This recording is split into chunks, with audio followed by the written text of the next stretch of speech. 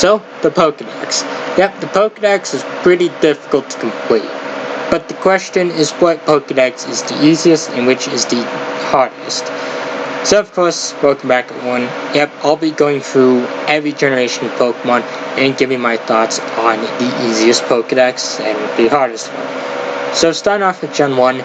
Gen 1, well, I'd say it's somewhat challenging on, well, I'll be using the Resident Evil ranks to decide my placement. So it'll go from S, A, B, C, D. I'd say it's in D.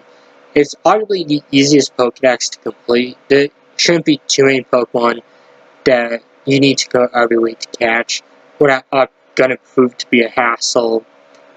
So let's move on to Gen 2. In Gen 2, I'm placing in B, as it gets a bit harder than Gen 1 due to the fact that you need to trade with that generation. You also need to get a few Sunstones from the bug catching contests, and also held item trades and Heracross. So Gen 2 is pretty challenging, and then of course there's the Roamers. So hence why Gen 2 is higher than Gen 1 for me. Gen 3, I'm putting in S. It is the hardest generation, in my opinion, as you need all 5 Gen 3 games. Of course, it gets easier with the GameCube games, but you also need a GameCube and a link cable to trade between the two. Gen 3 is really frustrating as you don't have the GameCube, you gotta restart Emerald 3 times and complete the Pokedex 3 times for a Johto starter. Then you gotta restart Fire and Leaf Green 3 times, as you gotta get the roaming legendary hounds. And overall, Gen 3 is just frustrating. Gen 4, I'm placing in A. It's not as bad as Gen 3, but it is still pretty tedious. You will need the Gen 3 games to transfer to Regis, so you can get Regigigas, but most of the other Pokemon outside of the Sinnoh Dex can be caught in the Johto region or transferred from Gen 3. Without the Gen 3 games, it is still kinda tedious, but not as tedious to make it the hardest generation. So, then there's Heart Gold and Soul Silver. I forgot to include Fire and Leaf Green, but for Fire and Leaf Green, I would be placing them in C. They're slightly harder than the Gen 1 counterparts, but not as easy. Well, Ruby and Sapphire, I would probably put them in B, because there's a few more difficult Pokemon to get, but the National Dex is in the S rank. So Heart Gold and Soul Silver, I'm automatically putting in A, because they're kind of a little more tedious, but then there's the National Dex that you gotta complete. So I guess Johto, I would probably say is still in B, but the National Dex is in A, as the National Dex is slightly more difficult than the Regional Dex. So Black and White. Well, Black and White I'm putting in C. It's not too difficult.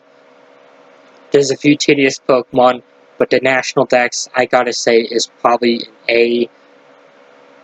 It is kind of difficult to complete, and of course do need the Gen 4 games, but it's not as tedious to put it in the highest rank.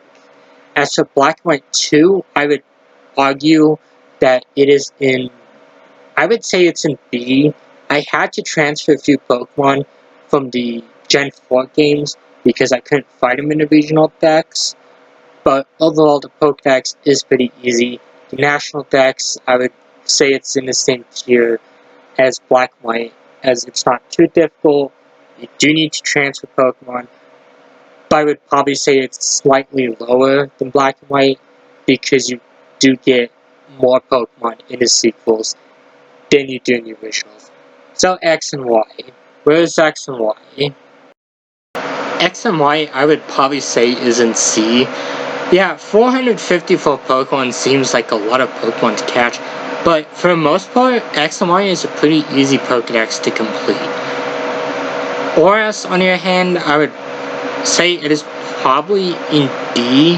I didn't have too much trouble on the Pokedex in that generation, but the National Dex I am putting in A due to the fact that there were quite a few there were quite a few Pokemon that were proving to be more than a handful, such as Cresselia, because you need to be connected online, not just have your Wi-Fi turned on, but be connected online for Cresselia to appear. Then there's also the Mirage bots that kind of make it a bit difficult to find some Pokemon. And then the fact that Rotom just would not appear for me until after I beat the game. So, let's say, what's next? So, Gen 7. Gen 7 was definitely an interesting time for Pokemon. There was no National Dex in this generation, so we'll be heading straight to Gen 8 after this. So, Sun and Moon, I would say it's in B. It's not as difficult compared to Ultra Sun and Moon, but it is kind of tedious. There were quite a few Pokemon that I had to trade over from Sun and Moon because they were too difficult to obtain, but transferring over Pokemon was kind of a hassle too, because there's quite a few Pokemon you cannot get in the games, so you have to transfer them, which kind of made it a bit of a pain. Ultra Sun and Moon, I gotta say, is an A. These games were frustrating. This was actually the first game I completed the Pokedex in, and I would not recommend doing this for your first Pokedex completion.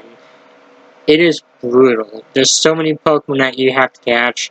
There's quite a few Pokemon that are just going to be frustrating to find, not to mention all the legendaries that you have to catch. It is frustrating. Next up is, of course, Let's Go Pikachu and Eevee. This one I'm putting in D. It's not too difficult to complete this one, but there are going to be a few tedious Pokemon that you have to find. If you've done Fire and Leaf Green, well, you pretty much did Let's Go, and vice versa. So, Gen 8. Gen 8, Sword and Shield, I am putting in A. It is a pretty difficult Pokedex to complete. I had to transfer Pokemon from the Gen 7 games in order to complete this one, because the weather conditions in these games made it so finding some Pokemon are just more difficult than they needed to be. Not to mention, then there's other legendaries in the Crown Tundra. Yeah, I had to transfer several legendaries into these games because the raid dens kind of suck if you're doing it alone. So onwards to Diamond Pearl, I would probably say it's still an A, but these ones are kind of easier compared to the originals. The Villanoi Pokemon I remember giving me a massive headache, aside from all the legendaries, was of course Spender, and that's because it took nearly a month for it to appear in my game, and you can't transfer it from home because it just won't let you for some reason. So, moving on to Legends, I gotta say, Legends is in B. The Pokedex isn't too difficult, but just the fact that certain requirements to complete the Pokedex is what makes it on that spot. Especially with some of the legendaries and the final Arceus battle and that Giratina battle. I'll eventually get into that when we review the game. We have the final Pokedex for now, the Scarlet and Violet Dex. Of course, this is before the DLC drops. I gotta say, this is in C. This was actually one of the easiest Pokedexes to complete.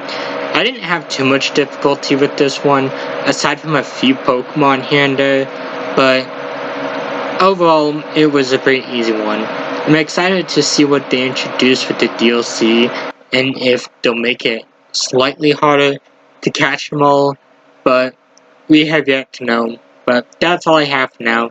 So of course, goodbye, and of course, next time I'll be reviewing the final two the final two games I haven't completed, reviewed yet in Pokemon. So, goodbye.